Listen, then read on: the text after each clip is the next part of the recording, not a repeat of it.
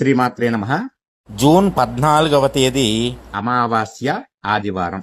అధిక అమావాస్య అంటారు, అధిక మాసంలో వస్తుంది కాబట్టి. మళ్ళీ ఇలాంటి అధిక అమావాస్య రావాలంటే 3 ఏళ్లు వెయిట్ చేయాలి మీరు. కాబట్టి ఆ రోజు మీరు ఏ గ్రామంలో నివసిస్తున్నారో ఆ గ్రామానికి ఉండేటటువంటి గ్రామ దేవతకి నైవేద్యం పెట్టండి. ఏ నైవేద్యం?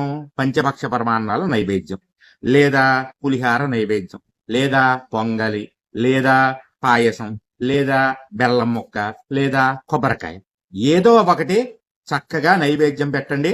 గ్రామ దేవతల అనుగ్రహం వల్ల ఇంటికి ఉన్నటువంటి పీడలు, మీకున్నటువంటి పీడలు, మీ ఇంట్లో వాళ్ళకు ఉన్నటువంటి పీడలు అన్నీ తొలగిపోతాయి.